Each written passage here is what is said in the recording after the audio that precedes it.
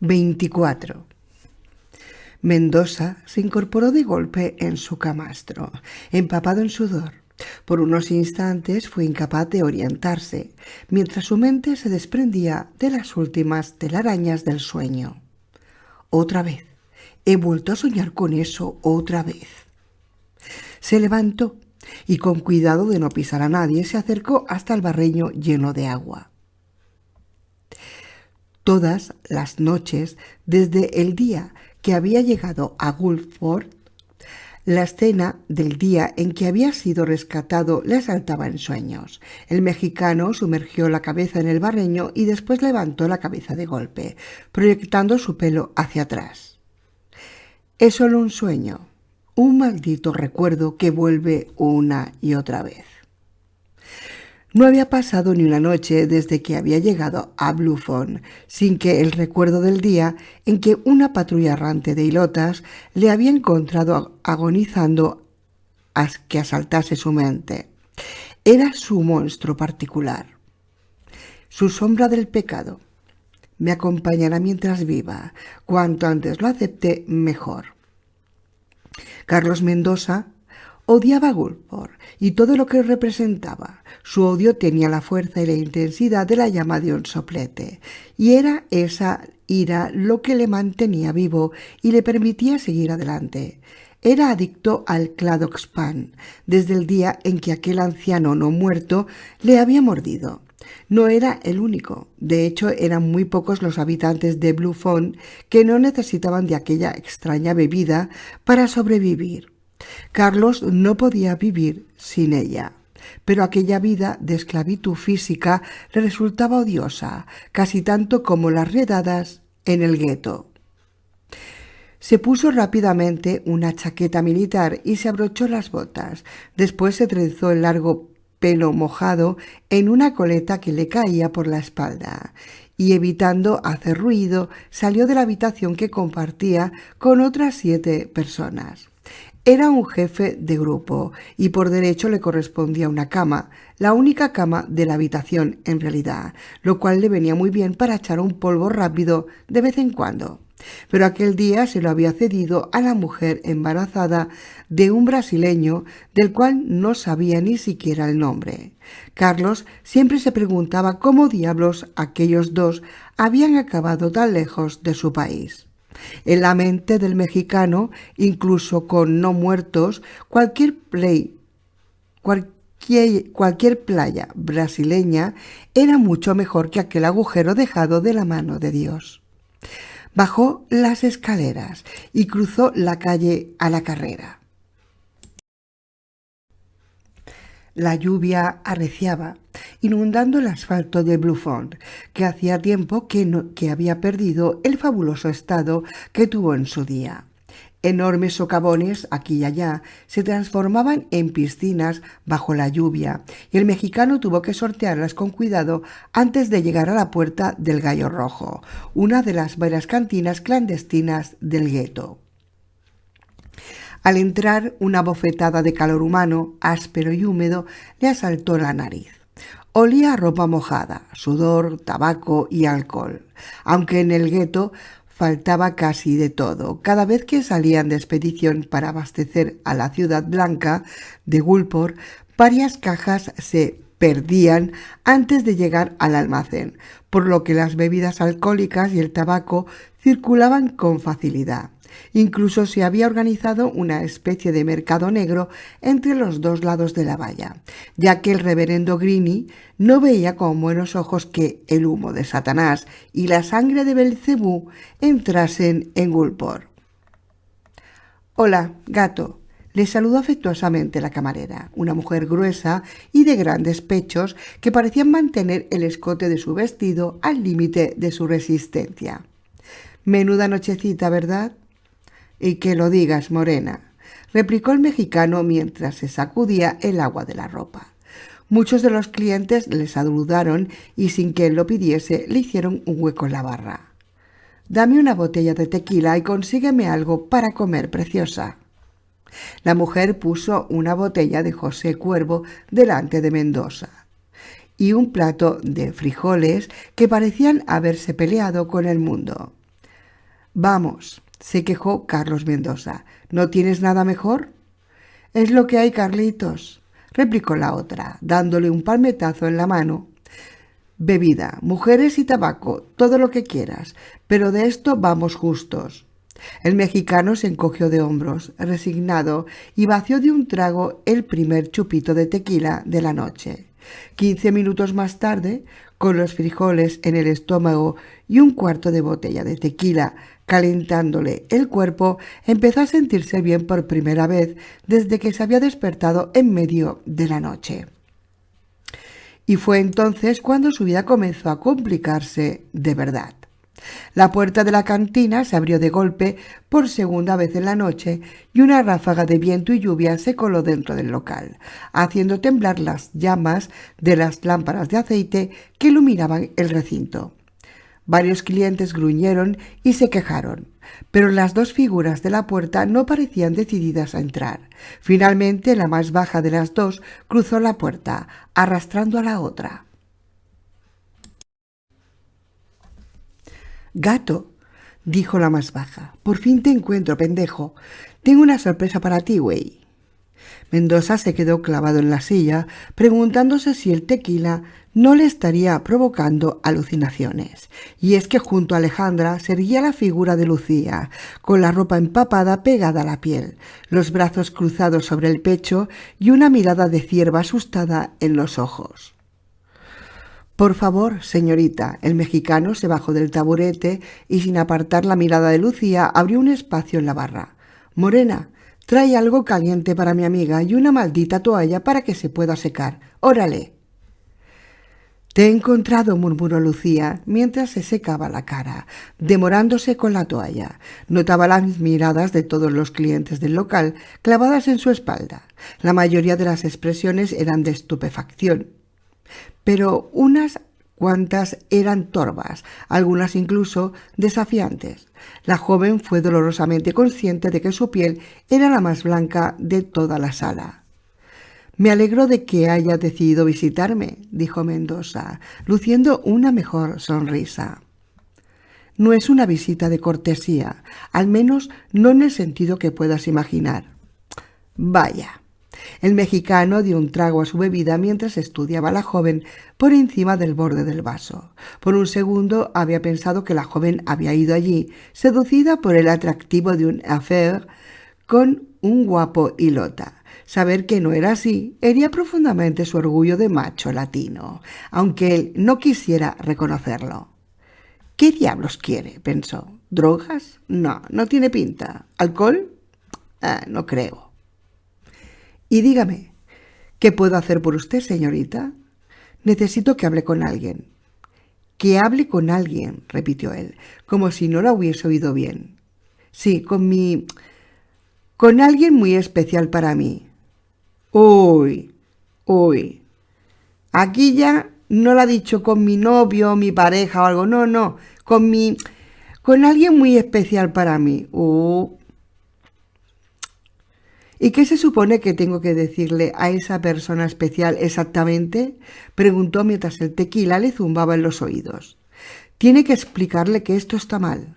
La chica levantó los brazos y apuntó a su alrededor. «Que es horrible que Gulpor les hagan esto, que ese Greeny es un cerdo inmoral y que...». El mexicano no pudo aguantar más y estalló en carcajadas. Cada vez que intentaba dominarse contenía el aliento, pero la expresión ofendida de Lucía le obligaba a empezar a reír de nuevo, de forma incontrolable. Finalmente, con lágrimas en los ojos, se incorporó y dio una palmada en la barra. «¿Han oído, cuates? La señorita quiere que cruce el canal, que me cuele en Gulpor y que ilumine el alma de algún pobre perdido». Comenzó a imitar la voz de Lucía. «Está mal, muy mal, señor Greeny. Tiene que tratar mejor a los pobrecitos hilotas». Lucía enrojeció de furia y arrojó la toalla empapada contra la cara del mexicano. «Ya está bien de gilipolleces. Ya ha tenido suficientes broncas esta noche. ¡Joder!», explotó. «Lo que trato de hacer os ayudará tanto o más a vosotros que a mí. La persona a la que tienes que convencer está en una posición en la que puede ayudaros mucho. Él es...».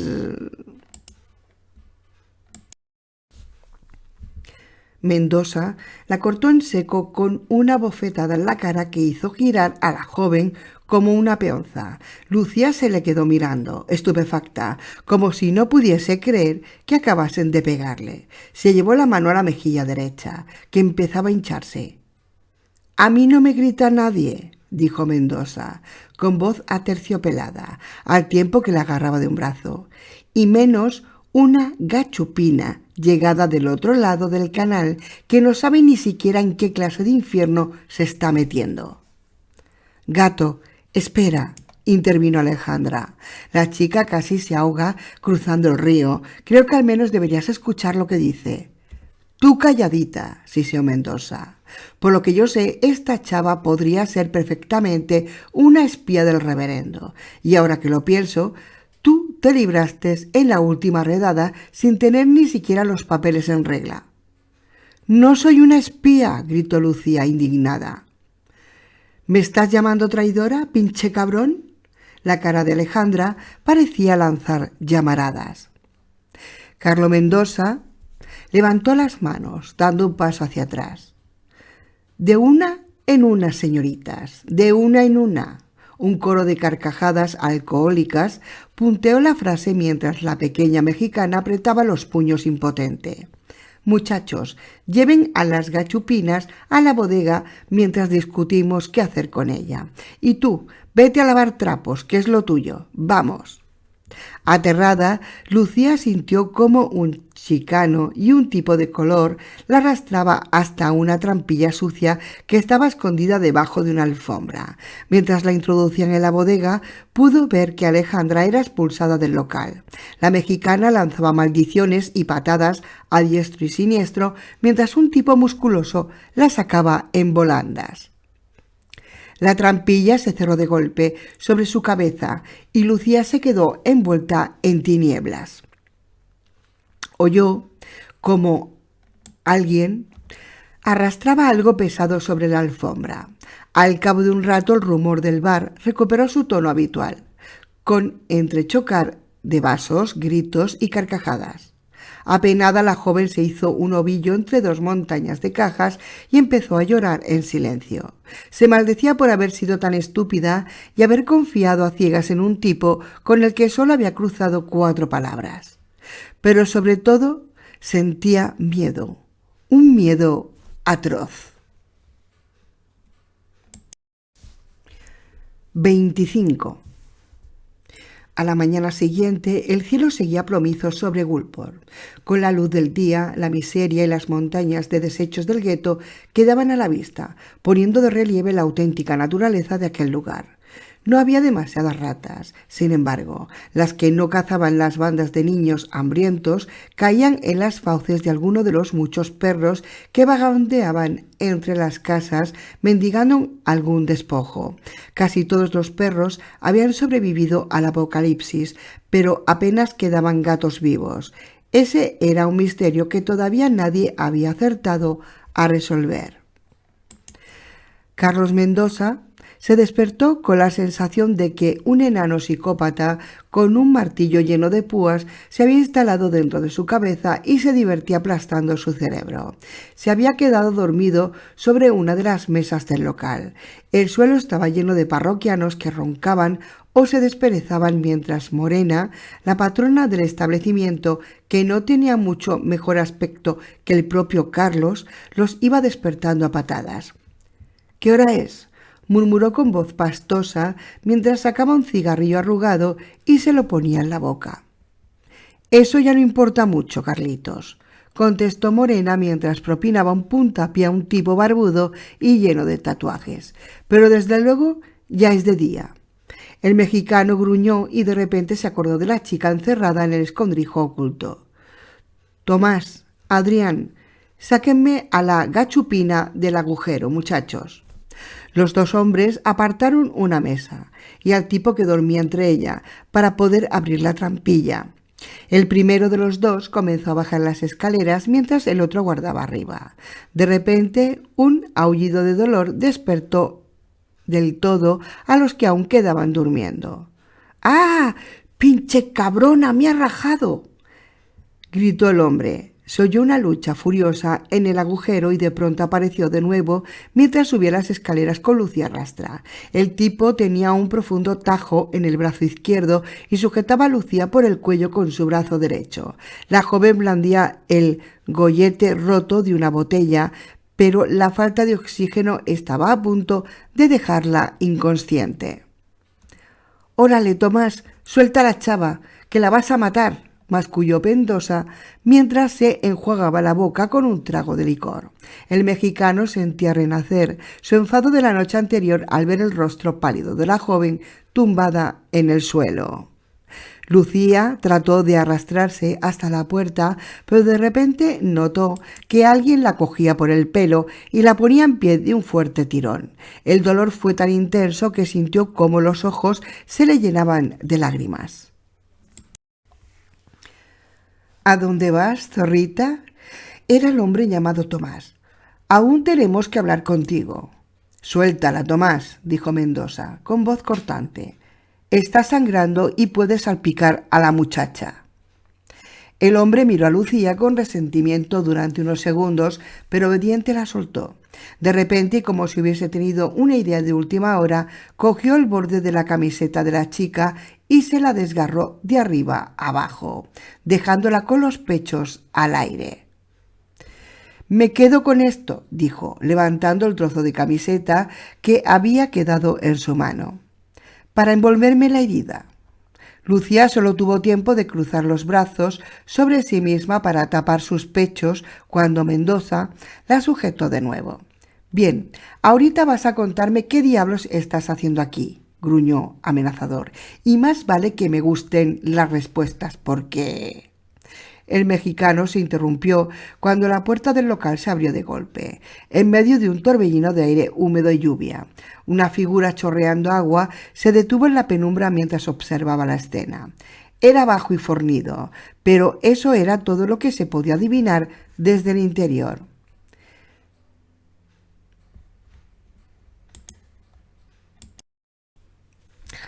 «Si aprecias en algo tus cojones, será mejor que te alejes de ella ahora mismo, amigo». La voz de la figura en sombras era suave, pero amenazadora. Sonaba como un generador sobrecargado de tensión a punto de explotar. «¡Víctor!». El alivio en Lucía era tan evidente que casi se podía tocar. «Lucía, cariño, ven hacia mí». El ucraniano seguía amenazador en medio de la estancia, con el aspecto de un pequeño bull terrier cabreado, mientras observaba sin parpadear a Mendoza y a los demás hombres de la sala. Un charco de agua se estaba formando a sus pies, pero nadie parecía reparar en ello. «Y una mierda», replicó el gato, soltando a Lucía.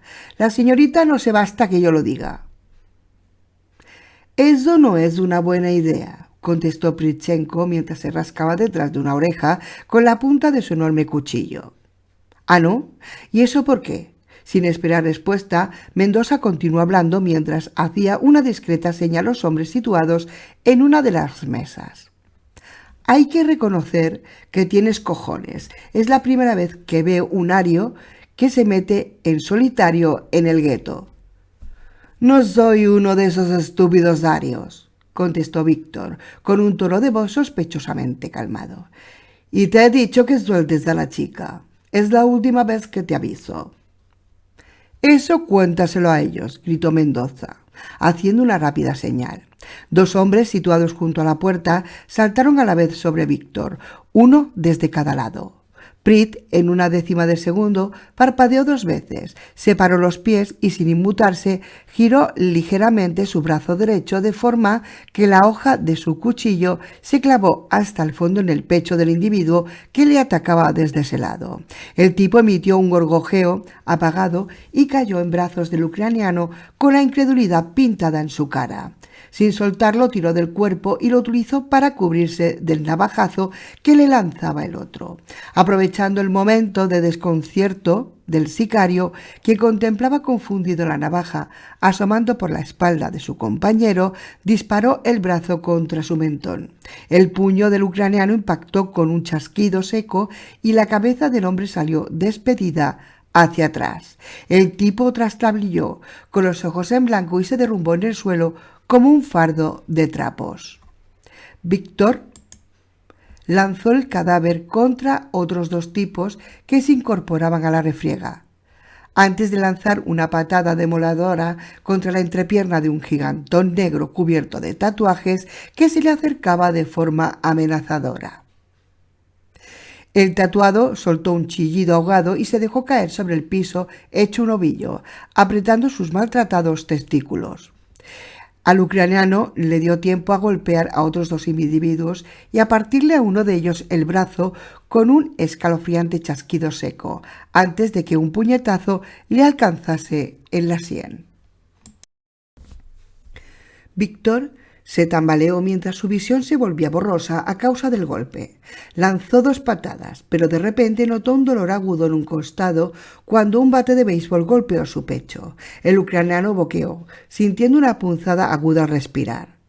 «Me han roto un par de costillas», le dio tiempo a pensar antes de que una patada bestial en la espalda lo lanzase de rodillas al suelo.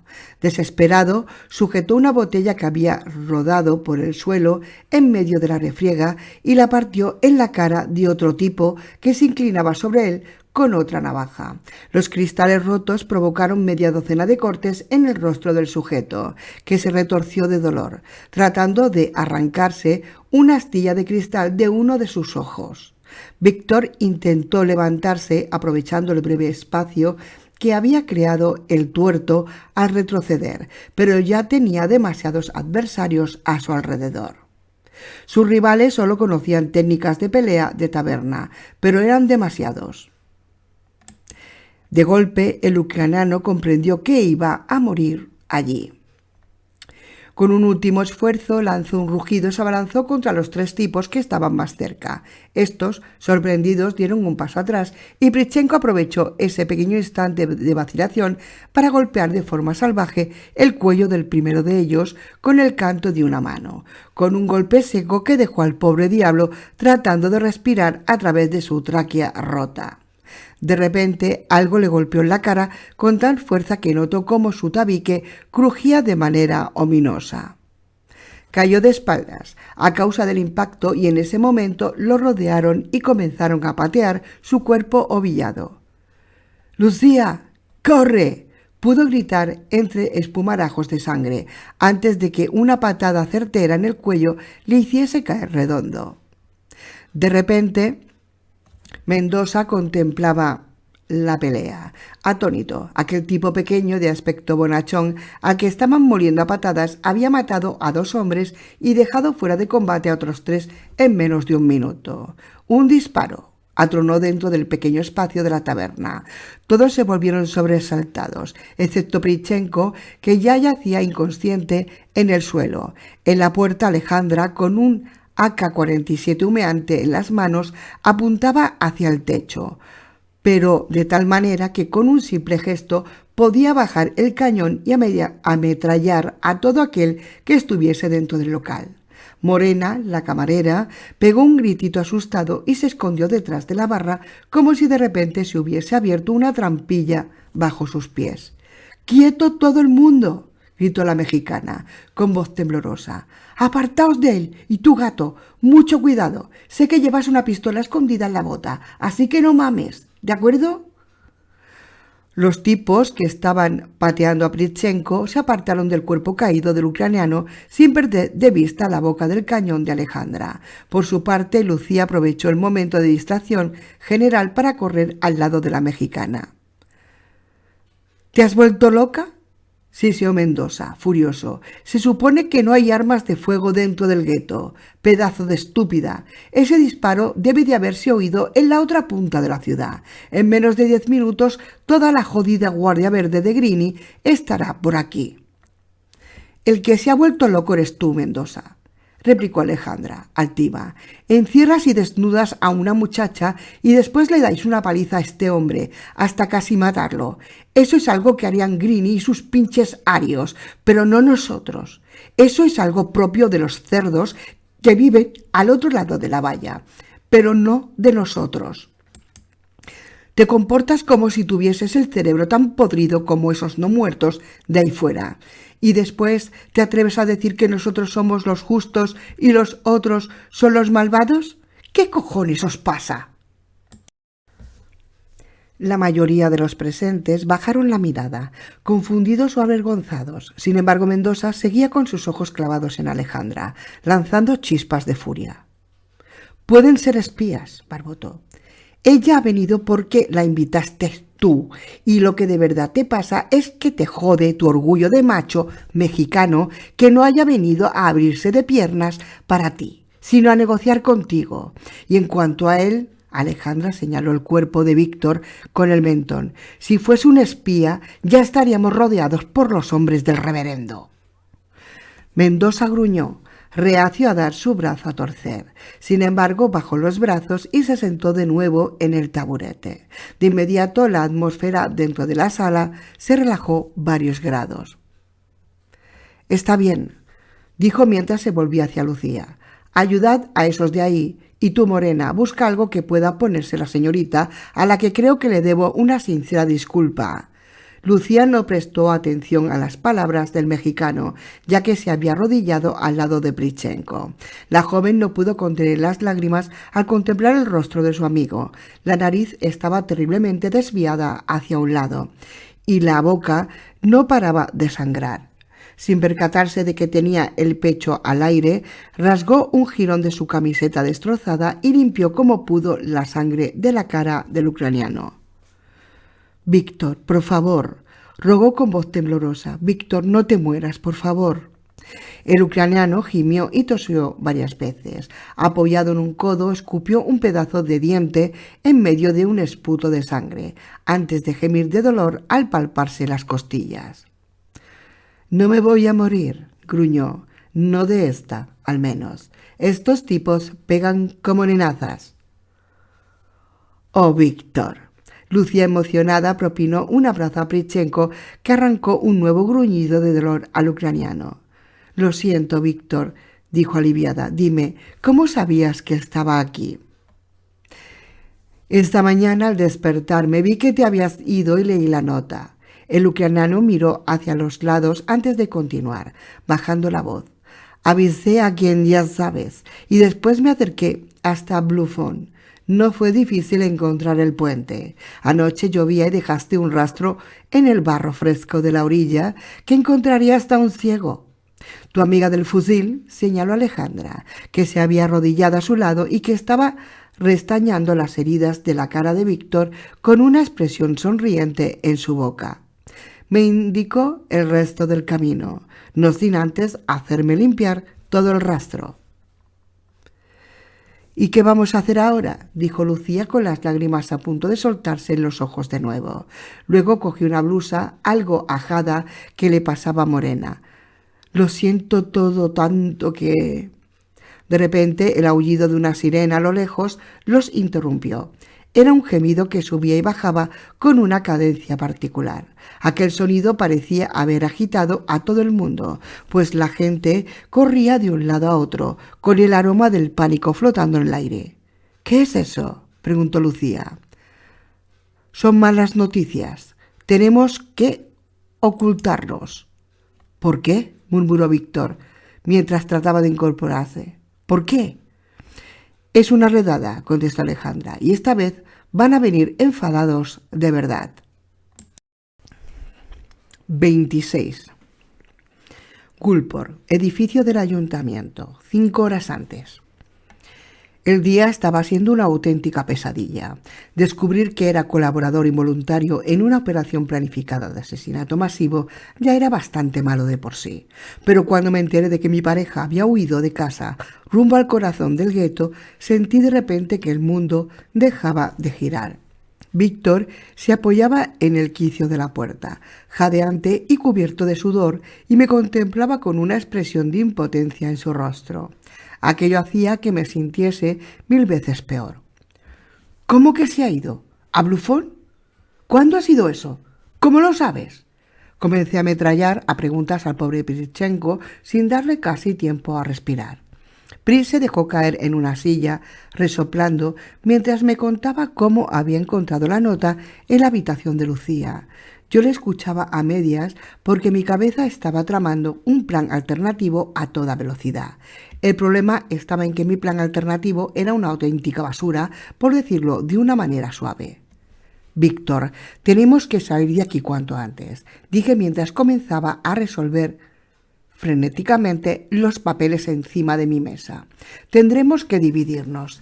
Tienes que localizar a Lucía en el gueto y traerla de vuelta a este lado de la valla. Yo, por mi parte, intentaré conseguir un medio de transporte, provisiones y armas. Estando dentro del ayuntamiento debería ser fácil». «¿Ernest?». El ucraniano arqueó la ceja perplejo. «Yo te lo explicaré después. Solo puedo decirte que Lucía tenía razón. Este sitio está enfermo, podrido y no podemos quedarnos aquí ni un minuto más». Comencé a arrojar carpetas al suelo con furia. A medida que las iba descartando, «Estoy seguro de que por aquí he visto algo parecido a un pase, joder». Prichenko apoyó la mano en mi brazo y me detuve, jadeando. Notaba algo parecido al pánico. Si a Lucía le pasaba algo por mi culpa, no me lo perdonaría nunca. Además, todas las alarmas que me habían mantenido con vida hasta aquel momento estaban zumbando a todo volumen. Algo malo estaba a punto de suceder y estaba perdiendo los nervios. «No te preocupes por el pase», dijo con tranquilidad. «Nuestra muchachita es muy lista, pero si ella ha podido pasar sin ayuda al otro lado de la alambrada, yo también podré hacerlo. No puede ser peor que en Chechenia». «Puede ser peor, Víctor, créeme», repliqué sombrío. Víctor me miró con sorpresa, pero no dijo nada más. El ucraniano se fiaba plenamente de mí y sabía que el tiempo de las explicaciones vendría más tarde. Nos dimos un fuerte y largo abrazo antes de despedirnos. Por un momento nos miramos, consternados. Éramos conscientes de que aquella era la primera vez que nos separábamos desde que nos habíamos conocido. «Ten cuidado», le dije. «Piensa que estaré a tu lado para cubrirte el culo si la cagas». «Ten cuidado tú», me replicó con una sonrisa que transmitía más confianza que la que realmente debía de sentir. «Aunque al fin y al cabo no sé de qué me preocupo. Tan solo tienes que robar un cochino barco. Eso lo haría hasta mi tía Ludmila, que estaba medio ciega y oía solo por las mañanas».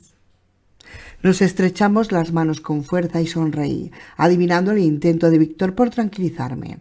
El teléfono de la mesa comenzó a sonar de golpe, rompiendo el hechizo. Mientras descolgaba el auricular y volví a colgarlo sin atenderlo, el ucraniano me dirigió hacia la puerta, pero cuando estaba a punto de salir se volvió. Nos miramos y por un instante sentí que una sombra oscura planeaba sobre el despacho. Tenía un mal presentimiento, pero no quería preocupar innecesariamente a mi amigo. En cuanto Víctor se marchó, me puse la chaqueta y me fui sin prestar atención a mi secretaria, que sacudía un montón de notas en una mano y una taza de café en la otra. Si todo iba bien, por la noche Víctor ya debería de estar vuelta junto a Lucía y mientras tanto yo debería haber conseguido un barco.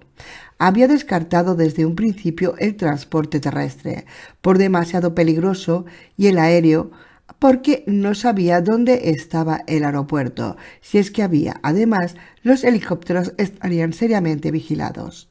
Eso me dejaba apenas 12 horas y un montón de cosas por hacer entre tanto. Lo primero de todo era cubrir mi rastro. Di la vuelta y tras beber un sorbo de la taza de café, que era igual de malo que el otro y además estaba tibio, le dije a Ansu que me sentía mal y que me iba a casa a descansar. Era una excusa muy débil, pero para unas pocas horas creía suficiente, en el caso de que a alguien se le ocurriese ir a buscarme al despacho. A continuación salí y comencé a recorrer los pasillos atestados del ayuntamiento, fijándome en los carteles de las puertas. Tardé 3 minutos en encontrarme frente a un despacho donde ponía «Servicio de transportes». Llamé a la puerta, pero nadie contestó. Cauteloso giré el pomo y asomé la cabeza al interior. Era la hora del almuerzo. Por eso hay tanta gente en los pasillos, idiota. Y allí no parecía quedar nadie. Era el momento perfecto.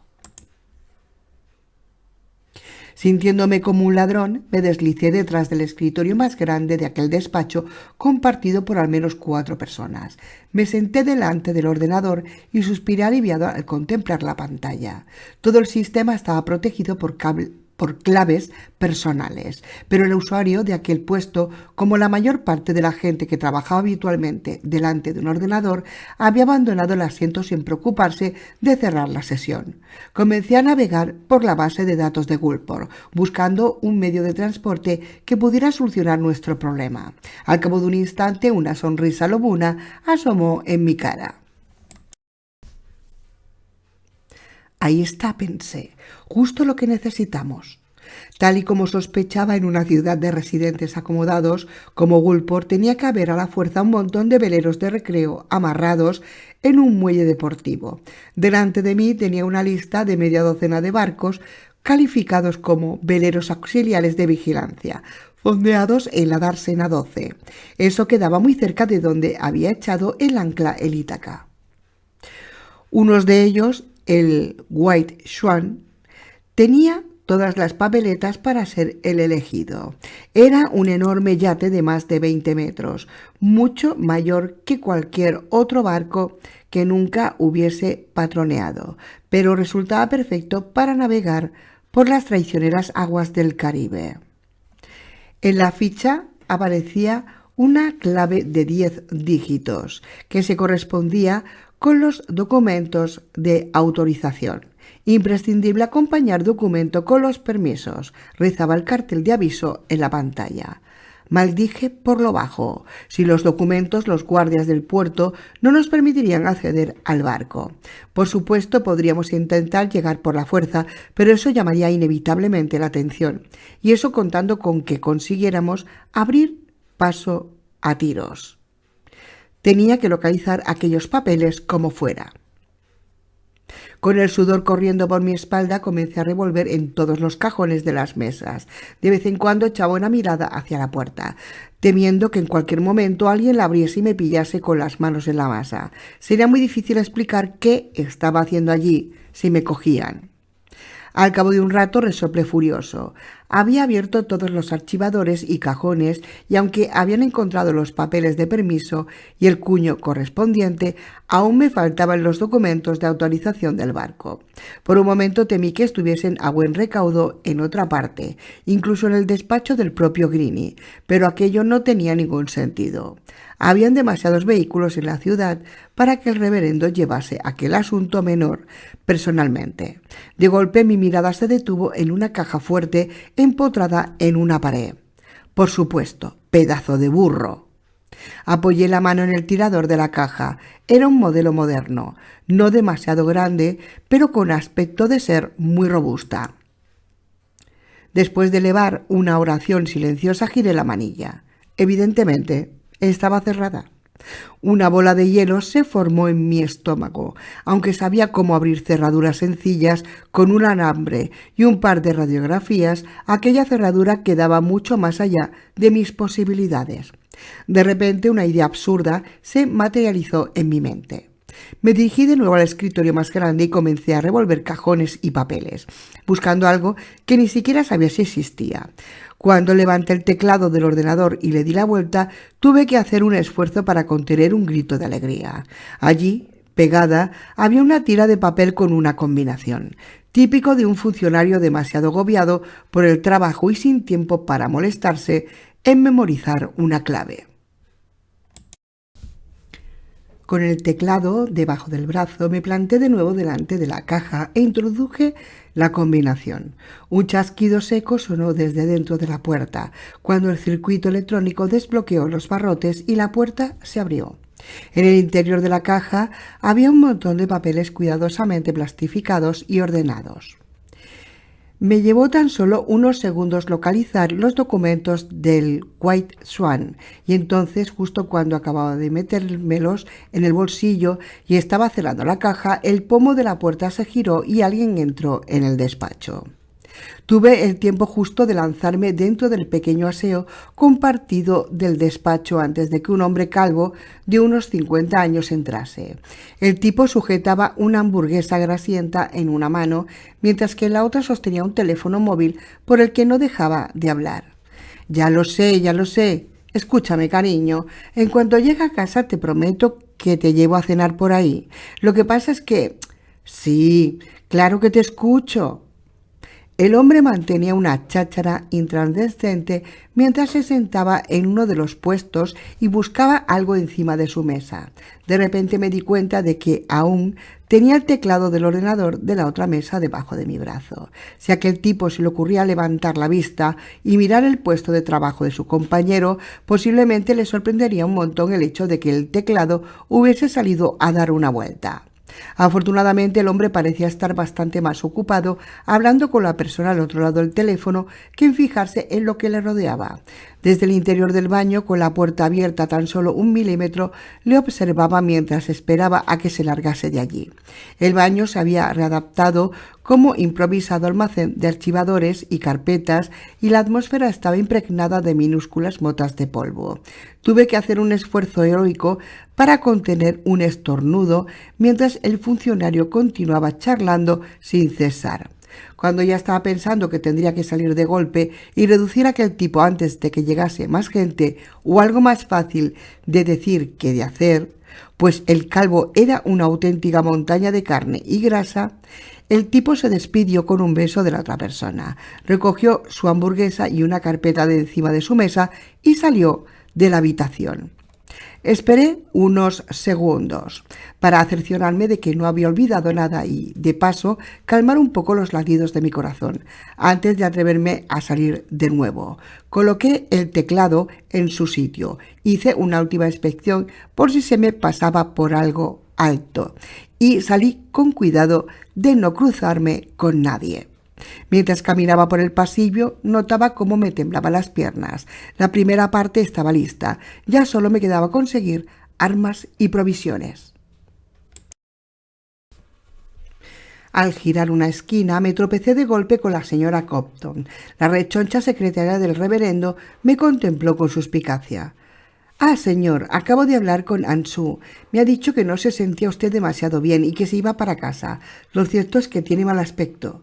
Sonreí tembloroso. Tenía el rostro lleno de sudor y sospechaba que parte del polvo de aquel cuartucho debía de haberse depositado sobre mi piel, dándome un aspecto grisáceo, sin duda un aspecto poco tranquilizador. «Debería pasar por el hospital antes de irse a casa. Puede que esté incubando una gripe o algo por el estilo». «Oh, no creo que sea necesario», me excusé. «Esto es algo que se cura solo. Además, el hospital está en la otra punta de la ciudad, por lo que he podido ver, y seguro que pierdo más tiempo en ir y esperar allí que en... Insisto en que le vea un médico», me interrumpió la señora Copton. De repente el rostro de la secretaria se iluminó. «Espera un momento, no será necesario que vaya al hospital». «¿Ah, no?», murmuré esperanzado, al tiempo que corría y tenía que deshacerme de aquella pesada cuanto antes sin levantar sus sospechas. «Tengo una idea estupenda», dijo la señora Copton mientras me cogía del brazo y prácticamente me arrastraba por el pasillo. «En el ala sanitaria del ayuntamiento están los médicos del equipo del doctor Ballarini. Aunque sea un italiano papista, es una excelente persona y un gran médico. Estoy segura de que no le importará echarle un vistazo, pese al ocupado que está con su trabajo. El reverendo le tiene una gran estima, ¿sabe?» «¿Y eso por qué?», pregunté. «Ballarini y su gente llegaron del CDC de Atlanta a las 2 semanas de haber cerrado el muro en torno a Gulfport. Alabado sea el Señor. Fue una suerte que una patrulla de nuestros chicos los encontraran ahí fuera. Esas criaturas del anticristo, esos no muertos, los habrían reducido a trozos de carne en pocos días. Los científicos siempre están pensando en sus cosas y no se fijan en lo que realmente es importante». La secretaria frunció el ceño y estoy segura de que ni siquiera rezan lo suficiente. ¿Científicos? Comenzaba a sospechar que la pieza que me faltaba del puzzle estaba a punto de encajar. «¿Y por qué son tan importantes?». La señora Copton me miró con los ojos muy abiertos, como si sospechase que le estaba tomando el pelo. ¿No lo sabe?, me preguntó. El cladospan es cosa de ellos. Ha sido Ballarini y su equipo quienes los han desarrollado. La impresión que me causó aquella revelación me dejó en silencio durante un buen rato, mientras la mujer me arrastraba por pasillos y escaleras. El cladospan, aquel producto misterioso que permitía ralentizar la infección del TSJ, pero que era incapaz de curarla. Me había estado rompiendo la cabeza pensando cómo un predicador fanático como Greene había llegado a poseer semejante producto, pero solo en ese momento lo comprendí. El CDC de Atlanta era el centro de investigación vírico más importante del mundo antes del apocalipsis. Se suponía que únicamente en algún lugar desconocido de la antigua Unión Soviética podría existir algún lugar con instalaciones y conocimientos semejantes. Si en algún sitio se podía encontrar un remedio contra el TSJ, era allí. Y resulta que un equipo de aquel centro había acabado en Gulfport después de que Atlanta fuera arrasada. Desde luego había que reconocer que el jodido Greene había tenido suerte. Con aquella gente en sus manos le había tocado la lotería más grande del mundo. Mientras pensaba todo esto, habíamos llegado a una puerta custodiada por dos arios de la Guardia Verde. Los dos skinheads descansaban tras una mesa, con un aspecto muy poco formal. Uno de ellos hojeaba con aire aburrido un viejo ejemplar de Playboy, mientras el otro se dedicaba a limpiarse meticulosamente las uñas con un mondadientes. Tenían un aspecto aburrido en aquel pasillo y sospechaba que ese era uno de los peores destinos a que un ario podía ser destinado dentro de la ciudad. Sin embargo, el par de M16 apoyados sobre una mesa y los pesados revólveres que colgaban de sus cinturones hacían que cualquier objeción sobre su aspecto quedase en segundo plano. Señora Copton, buenos días. Señora. Al ver a mi acompañante, el ario de la revista la hizo desaparecer debajo de la mesa a tal velocidad que por un instante pensé que se había volatilizado. El otro tipo, el de las uñas, arrojó el mondadientes al suelo y se puso en pie obsequioso. «Buenos días, chicos, ¿cómo estáis?», dijo Copson, observándolos con los brazos en jarras. «No os habréis metido en algún lío estos días, ¿verdad?» «No, señora Copton», respondieron ambos a dúo. Resultaba cómico contemplar a aquellos dos tipos brutales y tatuados comportándose como niños regañados ante la figura pequeña regordeta de la señora Susan Copton. «¿Ah, no?», contestó esta, hiriente. «Entonces me pregunto por qué el señor Grape os ha endilgado esta guardia. Seguro que no ha sido por vuestra belleza sin par». Los dos arios farfullaron una respuesta ininteligible mientras agachaban la cabeza.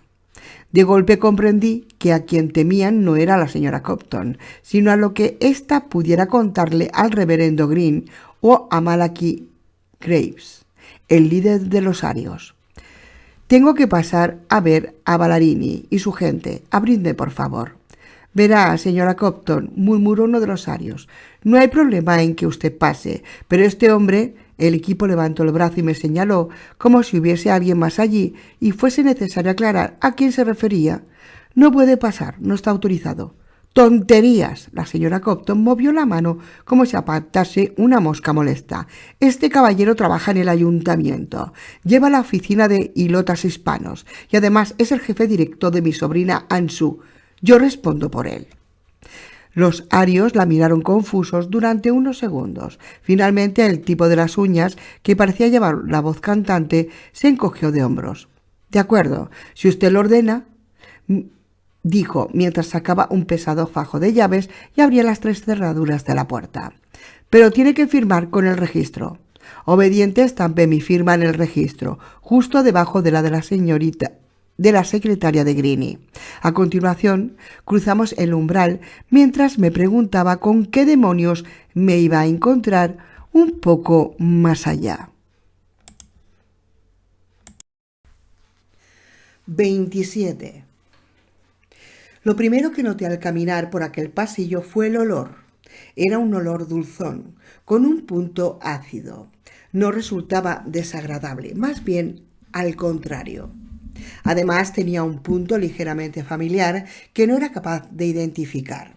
La señora Copton, irradiando autoridad, me guiaba a través de una serie de pasillos vacíos.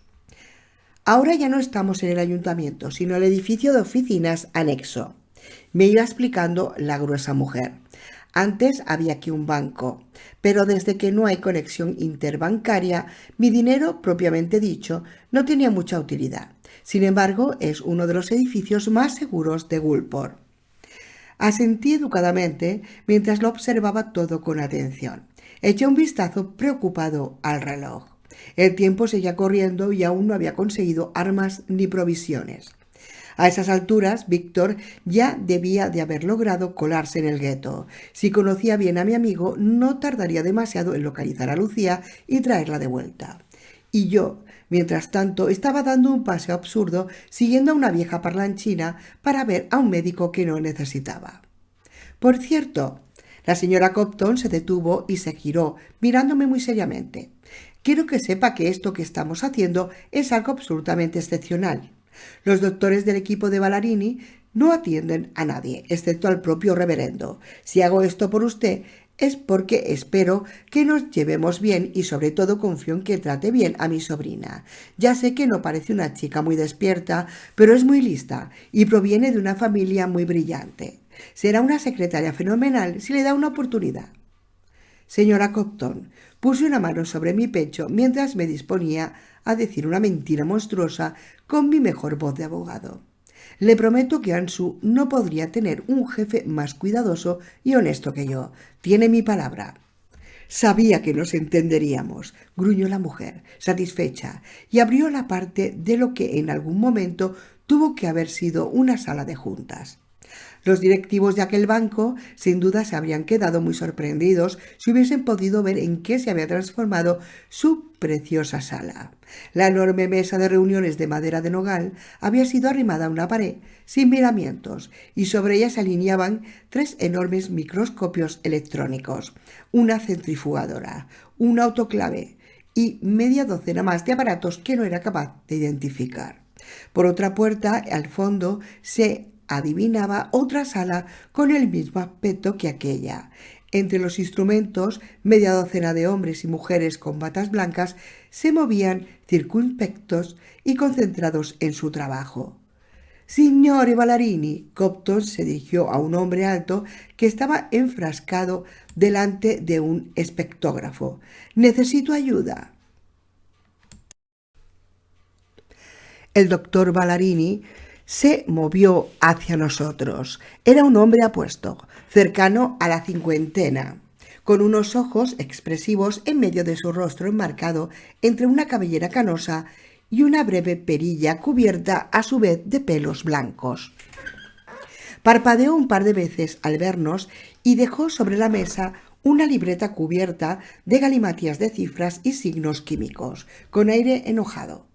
«Dígame, ¿qué puedo hacer por usted, señora Copton?», contestó educadamente en un inglés correcto y lleno de musicalidad italiana. Se notaba, pese a todo, que la interrupción le había molestado. «¿Podría perder 5 minutos de su tiempo y hacerle una revisión a este caballero?». Copton me señaló. «Creo que está incubando una gripe». «No supondrá ningún problema si no queda más remedio», contestó el doctor, tras observarme durante unos instantes con expresión neutra. «Será mejor que vayamos al...». De repente sus palabras quedaron interrumpidas por el sonido de una sirena ululante, con una cadencia especial que subía y bajaba. Por un instante pensé aterrado que alguien había descubierto el robo de los papeles del velero. Sentí como la sangre huía de mi rostro. En cualquier momento imaginé los guardias verdes entrarían al galope y me detendrían. Al mismo tiempo el móvil de la señora Copton comenzó a sonar. La secretaria lo descolgó, escuchó con atención unos segundos y a continuación añadió: «Voy para allí», antes de colgar. «¿Qué sucede?», conseguí preguntar, aparentando un aspecto tranquilo.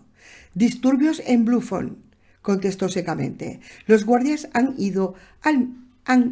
oído al menos un disparo, pese a que las armas de fuego están prohibidas dentro de la ciudad. Tengo que irme urgentemente. Me contempló vacilante. No podía dejarme allí a solas, pero tampoco podía enfrentarse cuando Greenie la llamaba. La mujer estaba en un dilema. No se preocupe, le dije. En cuanto acabe el chequeo volveré sobre mis pasos. Me he fijado en el camino y es fácil. ¿Haría eso por mí? Estupendo, estupendo. Váyase a su casa y acuéstese después. Le veré mañana en la oficina. La señora Copton levantó la mano mientras iba tan rápidamente como le permitían sus pequeñas piernas. Y cuide de mi Ansu. Cuando desapareció por la puerta, me volví hacia Ballarini. El médico me observaba con semblante serio. «Usted no está enfermo», me dijo, «o al menos no tiene gripe». «No», confesé. «Entonces, ¿quiere explicarme qué hace aquí? Tengo mucho trabajo, ¿sabe?» En aquel momento tenía la posibilidad de pedir disculpas por la interrupción e irme inmediatamente. Podría haberme girado, caminar de vuelta por el pasillo, cruzar el control y mezclarme con la multitud. Si lo hubiese hecho, posiblemente habría tenido tiempo de conseguir las armas y las provisiones, y nada sucedió a continuación. Pero las cosas no fueron así. Estaba al lado de la persona responsable del único remedio, aunque tan solo fuese parcial, al virus que había destrozado a la humanidad. Necesitaba saber más y sobre todo necesitaba hacerme con algo de aquel remedio. Si íbamos a salir de allí, una botella de aquel líquido tendría más valor que todas las armas y alimentos que pudiésemos llevar. La verdad es que estoy haciendo un trabajo de supervisión dentro del departamento de ilotas hispanos, ¿sabe? La mentira fluía fácilmente de mi boca a medida que me la iba inventando. Necesitamos saber cuál es la aceptación del cladospan entre los pacientes. El reverendo me ha pedido que hagamos esto de una manera discreta. De ahí la excusa de la gripe. Nadie debe saber que estoy aquí. ¿Ilotas? ¿De qué me habla? La expresión de Ballarini era de confusión. El buen doctor no tenía ni la más remota idea de lo que le estaba hablando. Me quedé perplejo. Si el creador del cladospan no sabía de qué puñetas hablábamos, ¿cuánto sabía realmente de lo que pasaba en el exterior? Doctor Ballarini, ¿sabe usted qué uso se le da al cladospan? Por supuesto que sí. Me miró con cara de «no me toques las narices». La cepa 15B, o el cladospan, como le llaman habitualmente, no es más que un paliativo retardante de la proliferación del virus TSJ. Es una mezcla de un supresor vírico y un inmunoreforzador por medio de una variación de las enzimas de las aminasas que... Vale, le interrumpí, levantando las manos. Ya sé para qué sirve, doctor. La pregunta es si usted sabe a quién se le está suministrando. Pues a los infectados recientes, por supuesto. Su cara era el perfecto reflejo del desconcierto. Es absolutamente inútil en otros sujetos, incluso tóxico. ¿A dónde quiere usted llegar? Estuve a punto de explicarle la aberración genocida en la que se había convertido Gulfport, pero no tenía tiempo. En cualquier momento alguien revisaría el libro de entrada del complejo y descubriría que estaba allí. Sin la secretaria de Greenie a mi lado, sería muy difícil escabullirme sin tener que responder a un montón de preguntas. Si aquel italiano y su equipo debían enterarse de la verdad, tendrían que hacerlo por su cuenta y riesgo, como yo. No importa, doctor, contesté. Lo cierto es que en el marco de mi investigación necesito que me facilite unos cuantos litros de cladospan, ya sabe, para valorar su eficacia y todo eso. «Esto es indignante», explotó Ballarini. «No voy a permitir que otro laboratorio nos haga un estudio de control mientras aún no hemos desarrollado completamente la cepa. Ya se lo he dicho a Greenie en más de una ocasión. Ni un solo cultivo de hongo saldrá de aquí sin nuestra supervisión». ¿Hongo? ¿Cultivo? ¿De qué diablos hablaba? ¿Por qué no intenta explicarse, doctor Ballarini? Puse mi mejor voz de interrogador dotado de autoridad, fingiendo tomar notas. Cuanto más tiempo pensase Ballarini que estaba allí en una inspección oficial, mejor que mejor. La cepa 15B no es más que la primera cepa operativa de una variación sobre la que empezamos a investigar en Atlanta. El médico se sentó de nuevo mientras se lanzaba de carrerilla a contarme una historia en la que sin duda estaba muy orgulloso. Sospechaba que no era el primero en oírla y que disfrutaba con la posibilidad de tener un nuevo auditorio.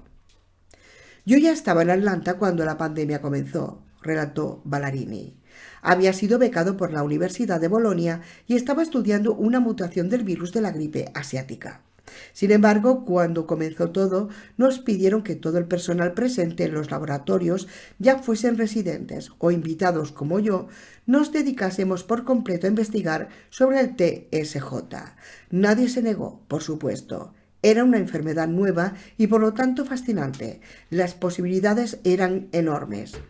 No me sorprendió aquel enfoque tan académico. Al fin y al cabo estaba delante de un investigador.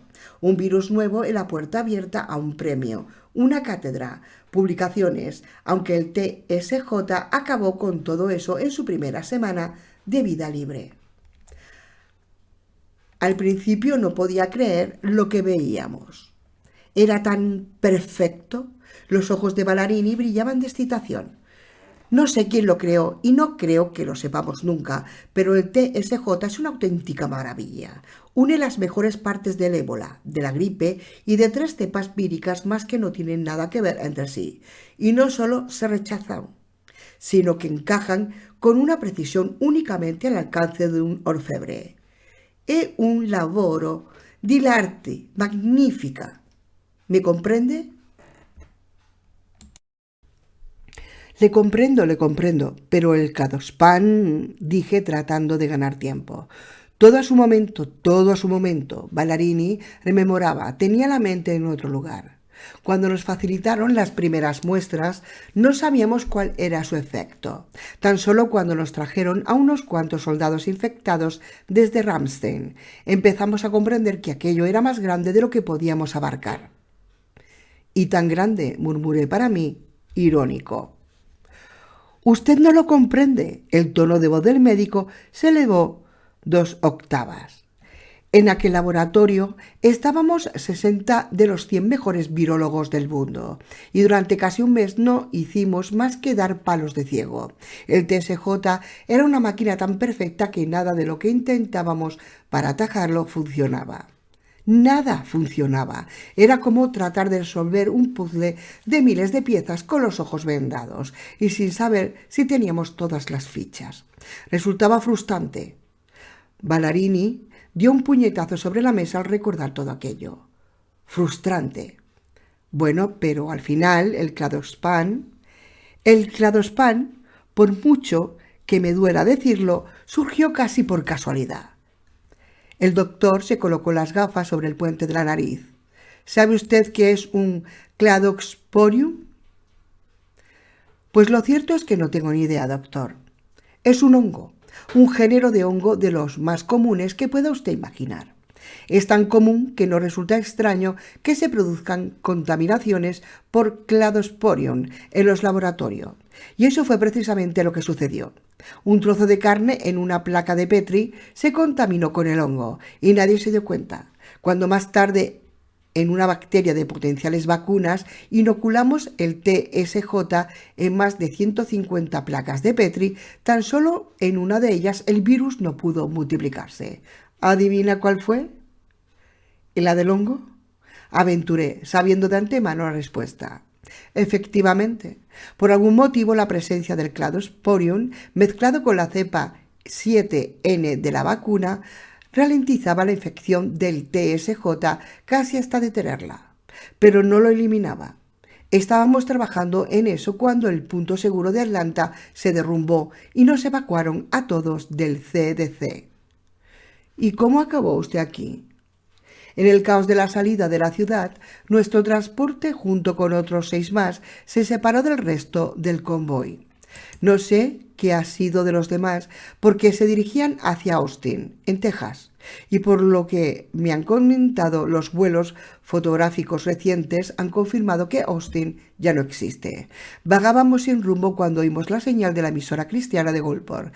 Era la única señal que seguía en el aire, así que decidimos probar suerte y aquí estamos, concluyó el médico, con un gesto teatral. Y desde entonces están produciendo esa cepa 15B, el Cladospan. Eso es la cepa más estable de todas las que hemos desarrollado hasta ahora. Y es un líquido, aventuré. No exactamente. El cladospan no es más que el subproducto de la proliferación del hongo genéticamente modificado en una base de agua. La voz de Ballarini se llenó de orgullo. Esa es mi auténtica aportación. He conseguido que la producción de ese subproducto sea algo fácil, industrial y poco costosa, mediante la modificación proteínica. Para conseguir 50 mililitros de cladospan se necesitaban 5 días. Ahora podemos fabricar 50 litros por hora. ¿Cómo se hace eso?, pregunté asombrado. Sígame. Se levantó de su silla y salimos del laboratorio. Una vez más miré mi reloj. El tiempo corría, inexorable, pero estaba muy cerca de hacerme con un par de litros de cladospan, al menos. Merecía la pena correr el riesgo. El doctor me llevó hasta la planta baja del edificio, donde no hacía mucho tiempo había estado la cámara acorazada del banco. Habían retirado las puertas blindadas y en su lugar habían instalado una enorme sala industrial en la que se alineaban como enormes sarcófagos varios barriles de acero inoxidable. Los rescataron de una destilería de Bourbon, me explicó el investigador. No es lo más ortodoxo para una investigación, por supuesto, aunque cumplen su cometido a las mil maravillas. ¿Funciona? Lo cierto es que el cladospan podría fabricarse hasta en un cubo de plástico, si se dan las condiciones adecuadas de humedad y temperatura. Con 37 grados C, la cepa comienza a producir cladospan. Me asomé a uno de los tanques y tuve que contener una exclamación. En el fondo del recipiente de acero, sumergida en cientos de litros de agua, descansaba una forma bulbosa de color blancuzco, llena de nódulos y ramificaciones, del tamaño de un cerebro. Aquella cosa tiene un aspecto extraterrestre y de vez en cuando segregaba una especie de suero blanquecino que, en contacto con el agua, se transformaba de inmediato en una sustancia lechosa que, más densa, acababa en la superficie de la cuba. Eso es una cepa de 15B, sumergida en agua con glucosa, señaló Ballarini orgulloso. Con una de este tamaño se podría generar suficiente cladospan para 50 personas durante décadas. Y lo mejor de todo es que si le arrancamos un pedazo y la sumergimos en otra cuba, al cabo de 3 meses tendrá el mismo tamaño que esta. Es autorreplicante, como el bacilo del kumis o del kéfir. O sea, que podía fabricarlo cualquiera, en cualquier parte. Las implicaciones de aquel descubrimiento eran enormes. Con el cladospan, el TSJ se transformaba en una infección residente, algo así como un resfriado crónico, con el pequeño matiz de que si cesabas de consumir el antígeno, estabas condenado. Eso es, concedió Ballarini. Debería distribuir esto por todo el mundo de inmediato, doctor. Ni hablar. No hasta que hayamos desarrollado una versión definitiva y la hayamos patentado. No pienso permitir que otros se lleven el mérito de mi investigación. Pero, doctor, ese mundo ya no existe, supliqué angustiado. Sin embargo, nada de lo que le dije a lo largo de los siguientes 10 minutos hizo cambiar de opinión a Ballarini. El científico era un auténtico genio, pero como muchas mentes brillantes vivía de espaldas a la realidad. Para él el mundo empezaba y terminaba en las 4 paredes de su laboratorio y no había más que hablar. Bien, pero por lo menos permítame que me lleve unos cuantos litros de cladospan. Tenía que largarme de allí cuanto antes. Me había parecido oír una explosión a lo lejos y algo me decía que se avecinaban problemas. ¿Para qué los quiere?, preguntó Ballarini. Usted no está infectado de TSJ. Gemí desesperado. Hablar con aquel tipo era como hacerlo con una pared. De repente oí que alguien entraba en la sala de investigación. «Estate muy quieto, cabronazo. No te muevas ni una sola pulgada, te meto media docena de balas en los sesos antes de que puedas respirar. Cuando la voz que pronunció aquella frase sonó a mis espaldas, noté que se me caía el alma a los pies. Estaba jodido y bien jodido. Me di la vuelta lentamente con el rostro crispado. «Hola, Graves», saludé cortés mientras observaba al líder de los arios, acompañado de 2 guardias verdes armados con M16. «Porca putana, figlio di Troia, machetazo, buah».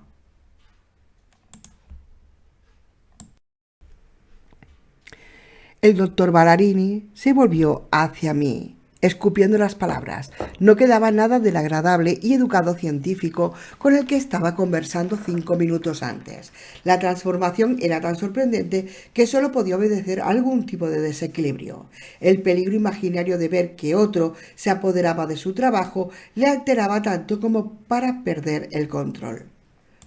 «No deberías haber venido, sobre todo después de que las cámaras de seguridad te grabasen abriendo la caja fuerte de un departamento que no es el tuyo, pedazo de gilipollas», apostilló Malachi Graves con una siniestra sonrisa y las manos colgadas en su cinturón.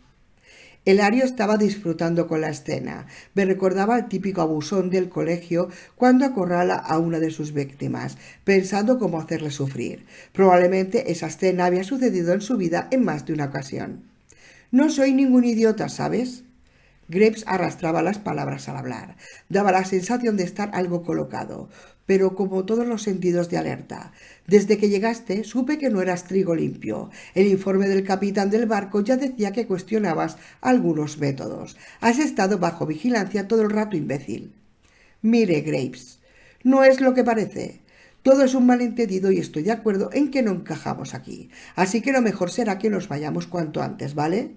Mientras hablaba me iba acercando lentamente hacia la puerta de salida, pero los 2 arios se colocaron de forma estratégica. No tenían ni la más remota posibilidad, a no ser que los distrajese con algo. ¿Pero con qué? Ballarini me miraba, confuso. Hasta apenas un minuto antes, el científico estaba convencido de que yo era un colaborador de Greene, y de repente Graves aparecía diciendo que era un espía traidor. Su rostro pasó por varios colores hasta llegar al púrpura intenso cuando cayó en la cuenta de que le había engañado como un niño. Con un rugido, Ballarini se me echó encima, tratando de golpearme. El doctor era un genio científico, pero no tenía ni idea de cómo pelear. Paré su golpe con insultante facilidad y le propiné un empujón que hizo que cayese sobre Malachi Graves, que en esos momentos subía las escaleras. Ambos cayeron en un montón confuso de brazos y piernas, entre gruñidos ahogados de dolor. Aquel era el momento que estaba esperando. Aprovechando que todas las miradas se concentraban en la figura desmadejada de Graves, me lancé con un ágil quiebro hacia la derecha, tratando de sorprender al guardia verde apostado más cerca de mí. El ario lanzó su brazo tratando de interceptarme, pero yo ya me había escurrido por el hueco de la pared. Si hubiese sido un héroe de acción, el otro guardia se habría quedado con un palmo de narices mientras lo esquivaba. La culminación perfecta de un plan ingenioso. El problema es que en la vida real los héroes de acción no existen. El otro guardia impactó contra mí con un placaje digno de un partido de la Liga de Fútbol Americano. Mis 80 kilos de peso resultaban ridículos comparados con los 150 kilos de ario cabreado que me enganchó por las rodillas y me arrastró 2 metros hasta que chocamos contra una de las cubas. Mi cabeza se golpeó contra una de las aristas de acero que sujetaban los depósitos y por un instante una explosión de luz blanca acompañada de un intenso dolor ocultó otra imagen en mi retina. Traté de incorporarme, pero Malachi Graves aprovechó aquel instante para acercarse hasta mí con una expresión de satisfacción perversa en el rostro. «Tenía ganas de hacer esto desde que nos conocimos, listillo», gruñó. «Nunca me han caído bien los abogados». Entonces me propinó una patada en la cabeza que me hizo ver remolinos de colores por unas décimas de segundo. Después, una enorme ola de oscuridad se tragó la luz y yo me desmayé. «Pues qué tontito eres, abogado. Yo me hubiera arriesgado a morder a Malachi fingiendo estar infectada».